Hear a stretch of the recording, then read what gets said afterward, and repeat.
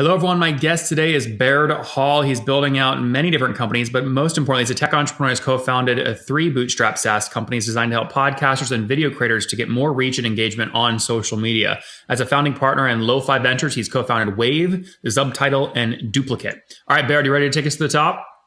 Yeah, let's do it, Nathan. Thanks for having me. So what came first? It sounds like you're trying to help. You said podcasters specific and video creators specifically. Did you start out as a podcaster? No, we fell into it. We actually tried to build back in 2015. We tried to build a social audio network. It was think of like Reddit based on audio. So like these forums and threads all based on audio messages.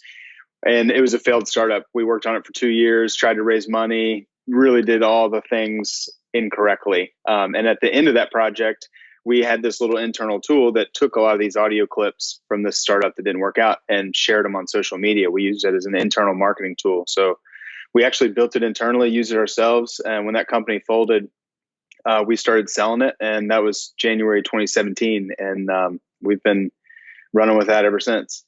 So 2017, and I'm assuming you're talking about Wave, WAVV.co? Yep. Yeah, that's our audio sharing tool. Okay. And so the first user was you, but the first sale was what, in 2017? Yep. January 2017. That's when we launched kind of version 1 and started getting our first sales in the door. And you're selling direct to podcast hosts that want to take the audio clips out and put them on social? No, it's directly to the podcasters themselves. So they use this independent of their podcast host. The podcaster signs up, uploads their audio content, and can clip it, choose animations, images, and really make it look exactly the way they want it for Instagram, Facebook, wherever they're trying to promote their podcast. So I think podcast trailers is kind of a good one-liner for it. One of the things I always struggle with this is if you look at like consumption of video content on these social networks, especially on mobile devices, a very large, I don't know the actual number, but a very large percent actually happens on mute, which means you have to have a very compelling visual in the first 2 seconds to get people to actually unmute. Otherwise, these clips are totally useless. How do you approach that? The first thing we did was provide a lot of customization so people can use images. The best thing to do is put a headshot of somebody, of the guest, ideally, usually for these, for interview style podcasts, and make the visuals look really good, really sharp animations. But the big key was having automated transcriptions and captions so that even if it's on mute, whatever the person is saying, identifying multiple speakers and having the words show up as the clip's playing was really key. So we got that in, and people have been using them. And it's a lot of podcasters that don't have an audience. They're really trying to build it. So they're trying to find really unique ways to stand out and get people checking out their podcast for the first time. So that's kind of our core audience there. And how do you make sure that doesn't kill you from cost perspective, right? If I take one of my 15-minute episodes and want to transcribe it, I pay Rev $1.50 to transcribe, each minute essentially. If you're doing this for free as part of your tool, I could see this adding up as a massive cost center for you. It's not bad because we only transcribe the clips themselves, which are usually pretty short. So while that podcast episode is 15, 30 minutes, the promotional clips, we usually recommend being anywhere from 30 seconds to 2 minutes. So the transcription cost, it's really gotten more efficient over the last couple of years. So between that and just video generation through AWS's tools has gotten a lot cheaper. So we can run pretty lean from a technical perspective these days. Which is what would you estimate in terms of number of minutes of sort of transcribed segments you're producing each month across your entire customer and user base? That's a good question. I haven't looked lately. It's well over 10,000 videos that average on, between 1 or 2 minutes. So I think that's probably the best guess I would start with.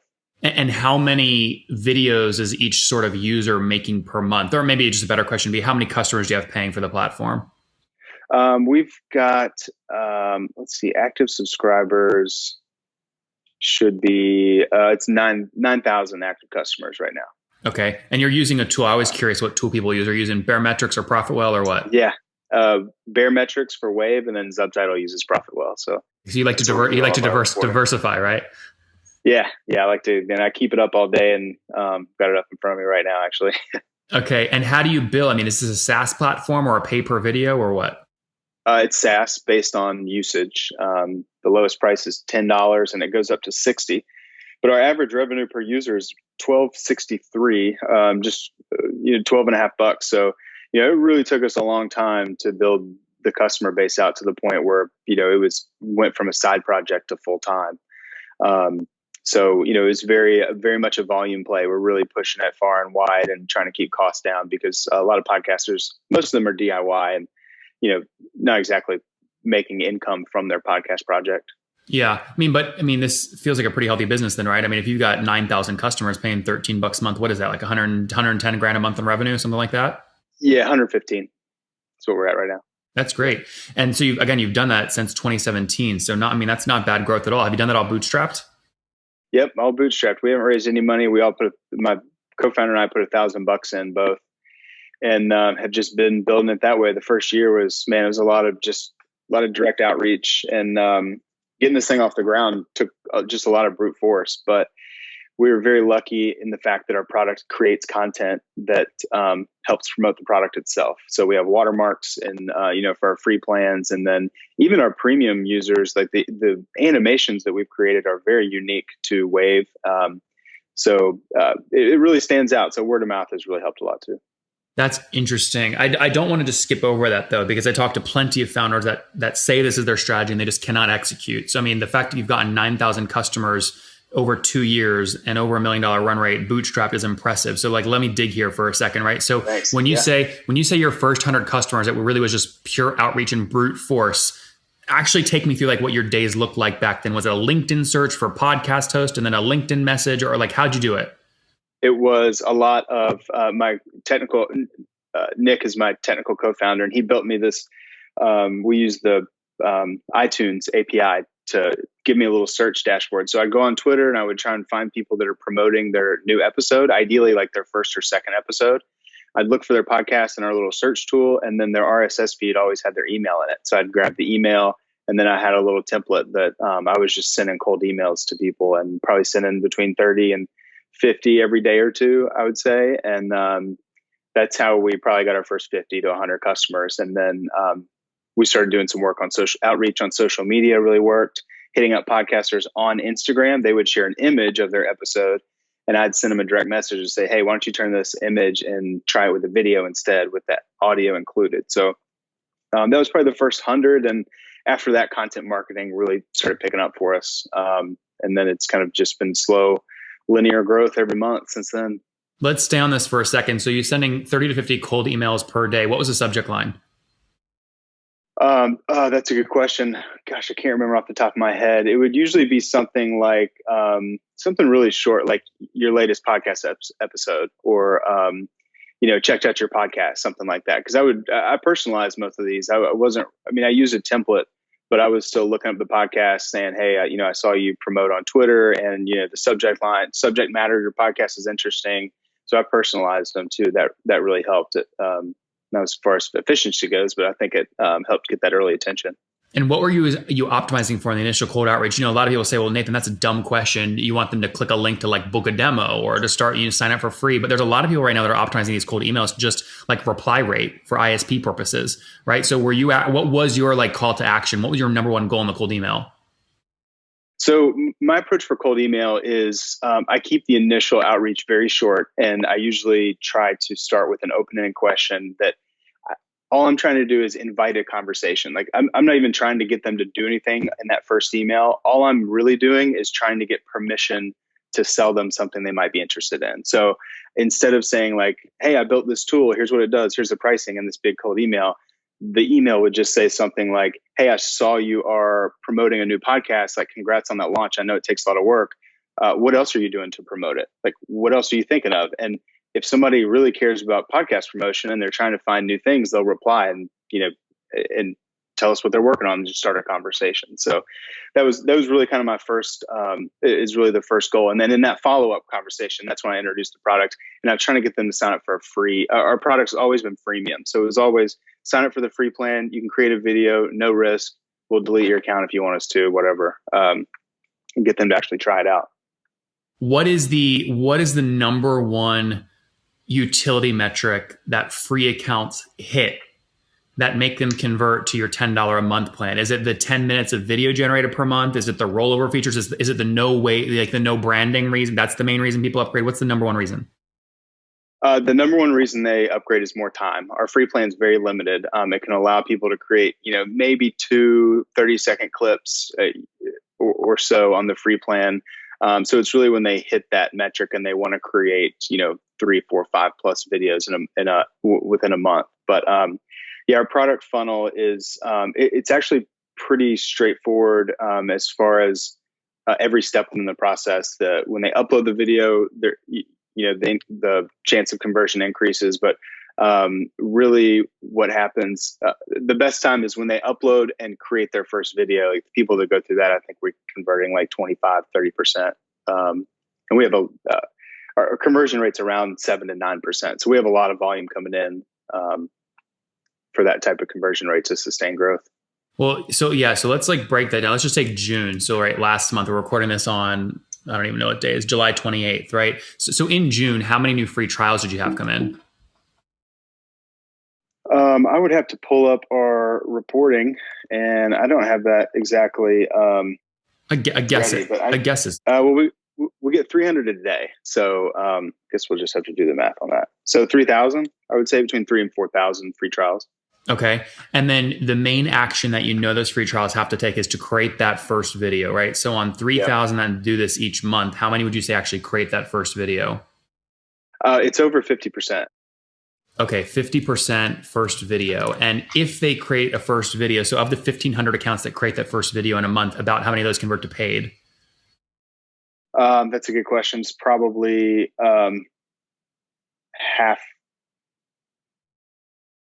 I think it's around 30 or 40%. Got it. So if you start with 3K trials at the top, and then we go down the funnel, 50% first video. So 1,500 make a first video, and then another 30%. So about 500 convert to paid out of them. You're adding about 500 new customers a month? More like 1,000. So probably have to work back way from there, between like 800 and 1,000 new customers. So those numbers are probably a little low on the conversion side. Interesting. So what do you think your opportunity is, right? I mean, it sounds like you've actually done what most people would do, right? Which is you build a large freemium base, and the way to generate more revenue is obviously keep that funnel going, but also upsell them additional products to increase your ARPU per customer. So you've built new products. I mean, is that the thinking there? And if so, talk to us about the second product. Yeah, we actually built another product within Wave called Wave Link, which is a landing page for your podcast. So we do have an upsell available there for $8 a month. So you can use a custom domain, and it's just a nice, easy landing page for your podcast. But Subtitle was really the second product that came out of this when we built our automated transcription tool for Wave. That was just for these audio clips. Well, we went through all this work of generating automated transcriptions and rendering them in videos using FFmpeg, that we figured anybody can use this for any product or for any video. It doesn't have to be a podcast. So Subtitle was actually another company that spun out of this that just focused on actual video footage as opposed to audio to video. So Subtitle is the second product. And it was just a pretty simple captioning tool for any video. You upload it, same thing happens, transcribe, and then create a new video with the captions. But that did okay. We got up to like... Brad, I was going to say from a product perspective, I land on the Subtitle page and I go, oh my gosh, any Gary Vee wannabe signs up for this instantly, because it basically lets them create the Gary Vee style video like instantly. And you probably know that about your customers. Sometimes we joke that we're basically just creating companies to help people look more like Gary Vee. Same thing with the audio, the Wave audiograms. He's done those before. So yeah, we're definitely, leaning into these video trends. And just trying to, this is what people want to create, and we try to make it easy for them. So Subtitle is, it was interesting. It was just a captioning and subtitling tool, and it was okay. We were doing like 7,000 to 10,000 a month, pay per use. We were doing like buy bulks of minutes as a very transactional. And it kind of clicked with us, that same thing about the Gary Vee style video. So we've really shifted to more captioning is just a part of it, but it's all about getting your videos ready for social media, getting the progress bars, transitions, cropping, things like that. Yeah. I am surprised, by the way, that you do not have a stronger SEO strategy. I mean, all of your keywords, I brought it up in Ahrefs. Most of your traffic comes from people searching the brand name, or like audio waveform generator. There's not a lot of subtitles on podcast or podcast words, or there's not a lot of those keywords you guys are ranked for. So I'm curious why you haven't explored that channel. Well, it's tough. We do a lot of organic I mean, we have a lot of blog posts, but yeah, most people are finding us with direct searches. And I think that's because it's hard for people to articulate what these types of videos are because they're kind of hard to define. Audiogram is like the best kind of term that's come up, but the average person doesn't really know what an audiogram is or what that even means. It's actually like a hearing test, which is confusing with SEO. So I think it's hard for people to like type in exactly define what they're looking for, but when they see it from one of our customers that's using it and hears about it that way, then they're just like, oh, we find people all the time that's like, oh my gosh, I've been looking for this exact thing.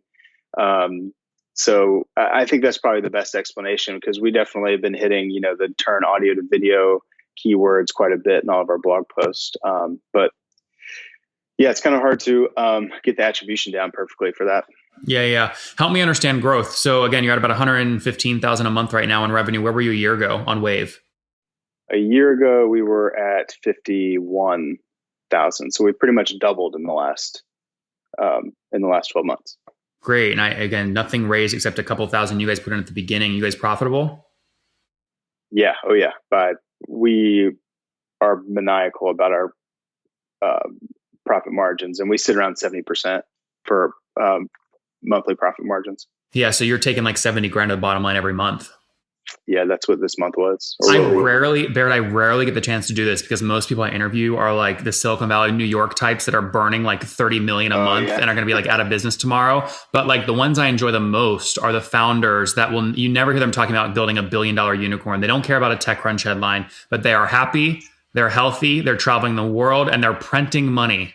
And so one of the questions I always have for founders like you is, how do you think about, and this is not a bad question, by the way. I think a lot of founders, this is like, well, I don't want to talk about taking money out of the business, but personal wealth gives you more freedom and makes you happier, right? So how do you and your founders think about generating personal wealth out of the company? You just pay out dividends every month, or how do you think about that?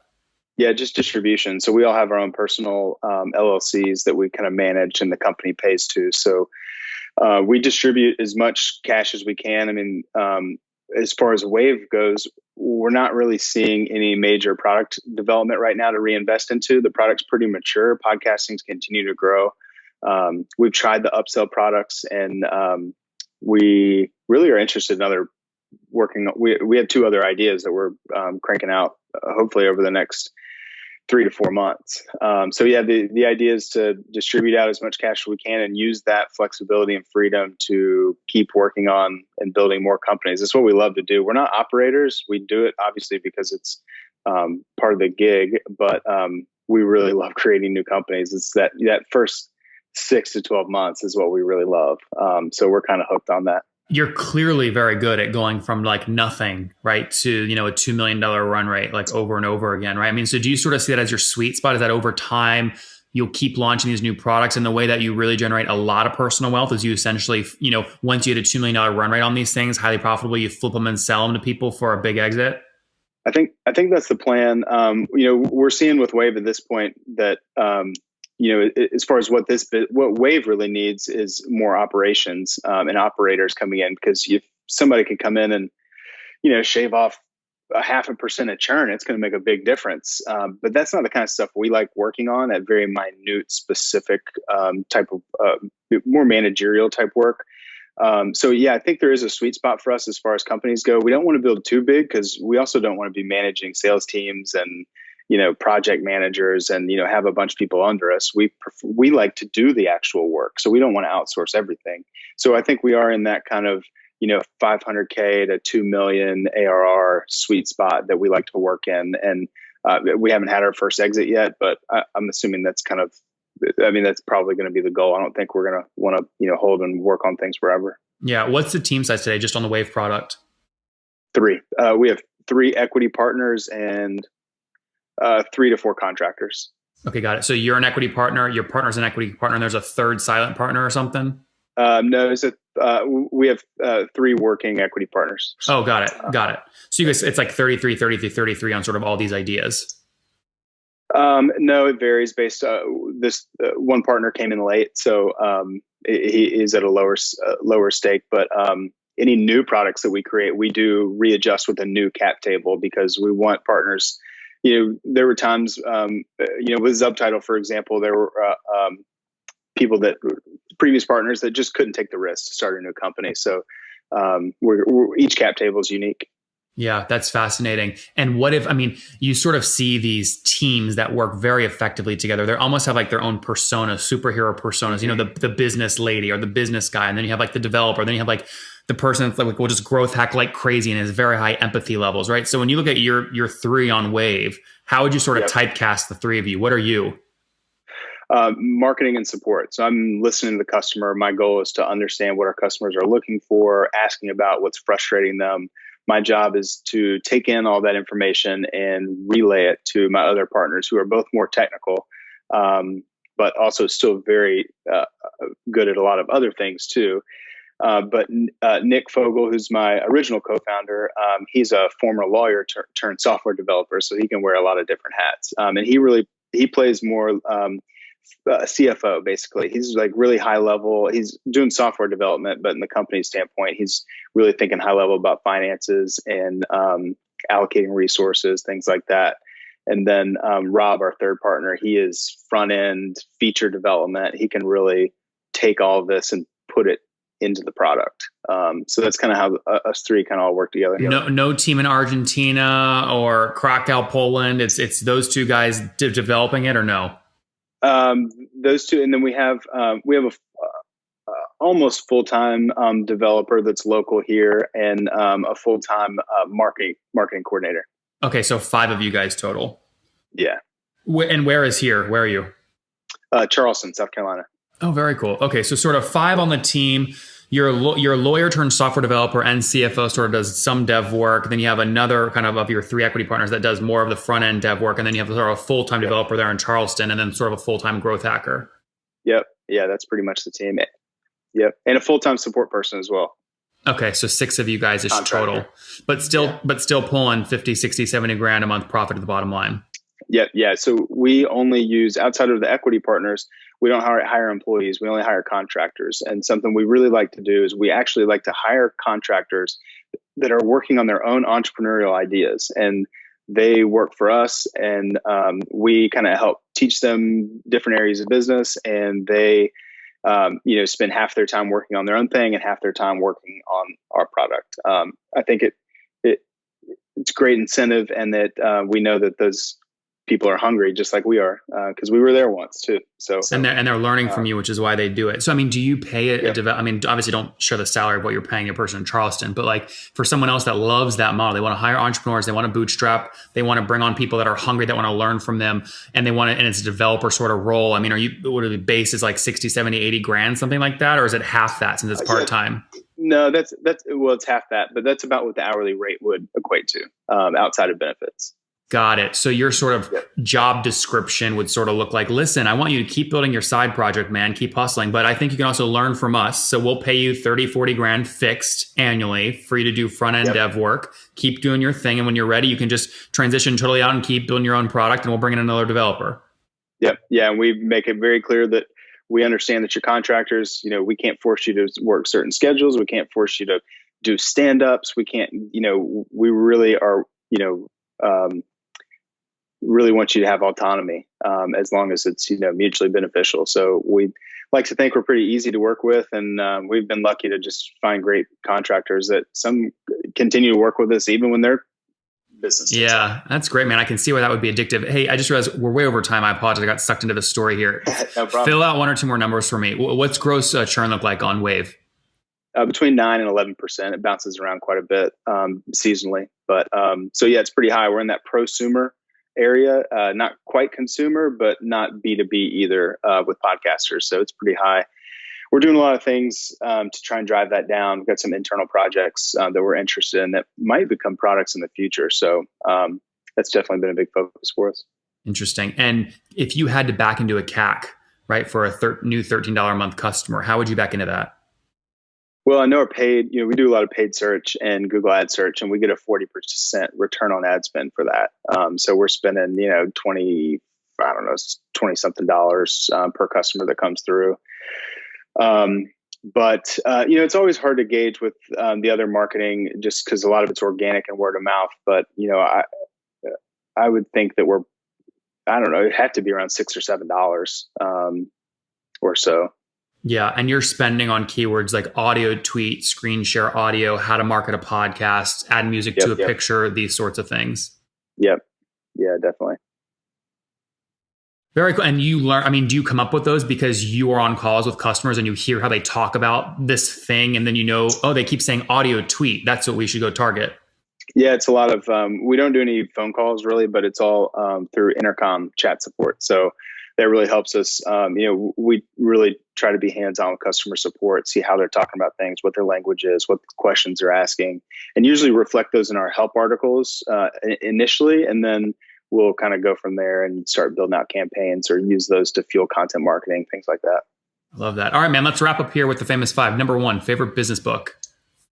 Favorite business book would be, I don't know if this counts as business book, but it is to me. Moneyball is my favorite book. It's about the business of baseball and building baseball teams, but the creative approach that they've used to go against the norms, very bootstrapper-ish, and I think has been kind of a big foundation of how we think about building features or hiring contractors. We're looking for value for low cost. Yep. Number 2, is there a CEO or founder you're following or studying?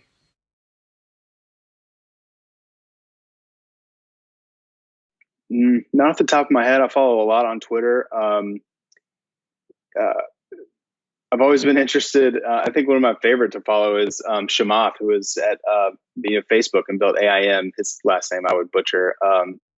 Social capital. He's very big in the SPAC space right now. Yeah, very different from the way we think. So I think it's interesting to follow him, and he's had a lot of hot takes lately. So just trying to keep up with him. But no, I'd say there's a lot of people on Indie Hackers. I love being on that forum and just following other bootstrappers that have kind of done it like we have. Number 4 or number 3, is there a favorite online tool you have for building the company? I don't know how I do this without intercom, to be honest. I mean, as a one-man show, being in control of marketing and support, I mean, that handles all my chat support, all my outgoing messages, all of my onboarding as well for automated messaging. It's so expensive and it stings to pay that bill every month. But I'd love to find an alternative that's cheaper, but it has to be. I mean, it's where I spend all my time. Yeah. Number 4, how many hours of sleep do you get every night? 7. Okay. And which situation? Married, single, kids? Married, and I've got an 8-month-old daughter who has just been awesome. And what a fun life moment, man. I know, it's funny. My business partner, he also has he's got a 1.5-year-old. And when we started the companies, we had these big dreams of we're going to bootstrap our company. We'll travel the world and do whatever we want. And now that we're at that point where we could do those things, we have kids and we're in quarantine. So it's a blessing though. I get to, put her down for naps, go work while she's sleeping. And it's been amazing. So much better than I imagined. That's amazing. And how old are you? Yeah. 33. I started 27. I've been at entrepreneurship for 6 years. So, all right, man. And take us home. What do you wish your 20-year-old self knew? Listen to yourself. Stop listening to other people. Spent so much of my time trying to, following all the guidelines and steps that family or society or whatever tells you have to do. And I wish I just listened to myself and realized that there are plenty of possibilities out there. I didn't start doing that until my late 20s.